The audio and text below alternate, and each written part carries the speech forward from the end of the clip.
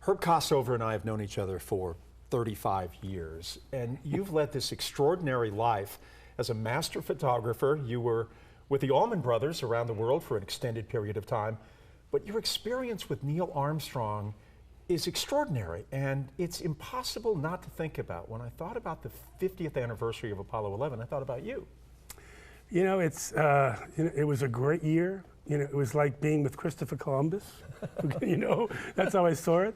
And you know, the producers told me, they said, Herb, you know, you talk a lot, and maybe I do, but don't ask him any questions about the moon. So you're traveling around the country with Neil Armstrong. You're shooting this series for A&E about flight. He was the host. Yeah. He was the host.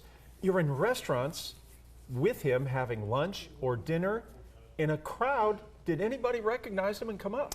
You know, I don't remember that type of thing. You know, he wasn't one for autographs. He was this was the first type of TV experience for him.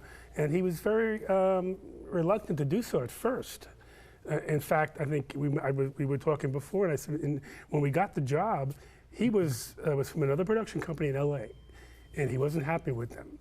And they were using cue cards, and he was about 60 and had a hard time. And you know, he's not an actor. Right. So I said, why don't we get him these ear prompter things? They were fairly new in the market. Put it in your ear, you shoot away from him, and he repeats 30 seconds worth of intros. Well, we don't know if he could do that, but he's an astronaut, you know, the eye to ear, and he loved it. So then we could put a wireless mic, we can put him in cockpits, and you know, and you could tell the relief from him that he didn't have to, because his eyesight wasn't great at that time, and you know, he wasn't professional. You know, we didn't want him, he didn't want to make a fool of himself. So once the ear prompter came into effect, he was incredible. There was a great curiosity about Neil Armstrong after 1969. He just wasn't seen much. I don't want to say he was a hermit, but he really avoided any kind of public events or happenings. He wanted to live his life on his own terms. Yeah, he did. You know, he was one of the quieter ones of all the astronauts, and you know, it was you know, he was a lead, and I asked him one time, I said, how did you, and I said the word chutzpah. I said, you know, I said, how did you have the chutzpah to? And he started out in some of these X-1 experimental, where he was in a very tight environment with two slits. You couldn't even see out. Yeah. And you try to think about that as a layman, you go, oh God, you have to have chutzpah to do it. I said, how did you have the chutzpah to do that stuff? And I figured I'm going to get this incredible answer. And he just turned to me, he says, it was my job. Was he a good guy to be around? Was he fun? Yeah. Was he chilly? I mean, the movie Herb made him, with Ryan Gosling, made him seem like a total Iceman. Did you discover that as you spent all these hours with him? At first, yes. I think because he was very nervous about the show. Yeah. And I think once he became a little bit more, you know, where he felt good around the crew, he opened up a little bit. And he had his own little, I call it Mort Saul, for those of you who maybe know that old comedian from maybe years ago. He had a very dry humor. And, you know, and he opened up and he would tell his own type of little jokes. He didn't like stucco, he had to live in LA, but he was a great guy. And when we were in California, everybody knew him. He'd walk through the halls, they all knew him. And how did he respond to that? Some celebrities feed off of it, others say, don't look at me. Well, the people that were there were a lot of the older people still from NASA. So he had relationships with most of the people. They weren't anybody newbie. Yeah. A lot of the new pilots, they didn't approach him. But he was fine. I mean, he just his personality wasn't outgoing, but he loved this country. That I know. We talked a lot about that. So he told you about the moon, and you weren't sure whether or not you could talk about that subject, but he told you something really interesting about the moon, that NASA had led him to believe it would probably feel like being in Wyoming or Nevada. Yeah, I mean, you know, I was told don't talk a lot about the moon, you know, at first, before we met. The producer said, you know, Herb, don't ask him a lot of questions. We don't know how he's going to react, and we don't want to blow this whole thing up. You know, they were concerned. And once I felt that you know, I just knew that I could ask him that.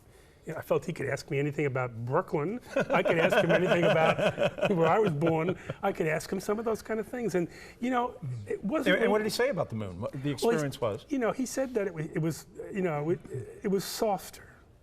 it was a lot softer than, I mean, in his terms. He didn't give me any, any military terms or anything that was, but it wasn't long when we did the show, which was 94, I believe. If you look back, I was thinking about driving here, it wasn't that far back from when he did this. Right. Now, it's 50 years. But then, it really wasn't. So you're in Las Vegas with him, and you've got some downtime. You have some time, just you and he were looking for something to do, and you found something All to of us, do. yeah. And we were in Las Vegas. We were at Nellis Air Force Base with the B-1B bombers. And we walked around the lobby, and there was this ride called the mine train. It was so we all went in, and I realized it was one of those kind of rides where you clamp in a seat, you're not leaving, and the seat moves, and I don't like that. And I'm going, oh, how did I get myself into this? And I can't say no. How can I'm not going to chicken out of this with a guy, jettisoned out of a piece of steel and landing on another planet, on the moon. So I remember I said, well, I don't want to get sick either. I'm sitting next to Neil and the producer. So most of the ride, I say, it's not very long, and I closed my eyes. And I got through, and when it sort of slowed down, I opened my eyes, and the producer and Neil were looking right at me. And I told them, I said, and we had to do a lot of flying. I had to fly I was in the Vomit Comet, as they call it, with him. But I didn't get sick there. They told me I would. And but flying with Neil Armstrong, what an experience. Oh, it was great. He flew a plane. We were in where Ronald Reagan lived in San Ynez. And it was a Beechcraft. And they said, Herb, Neil wants you to fly back to LA with him. He's going to pilot it. Wow. I'm going, oh my God. Now, if he has a flashback and something happens, there's going to be an article written, Neil Armstrong dies with crew. My name will never be mentioned, right? If I go down in this plane, it'll just be with crew.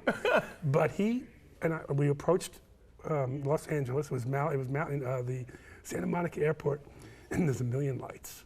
If anybody's ever flown over Los, and I said to him, I said, how's he going to find this airport? He's not flying every day, and man, we landed. It was great. But I was a little nervous about it. And we talked, and it was just, it was like being in this confined time with him. He just wanted to talk about the show. Wow. How am I doing? He was very concerned in how he was doing. How am I doing? And I wanted to say to I'm Neil Armstrong. I wanted to say to him, how am I doing? Herb, fantastic. It's great to see you as always. Experience. Promise you'll come back and talk about the Allman Brothers. I will. I'm going to hold you to that. Okay. Thanks, man. Thank you, Jeff.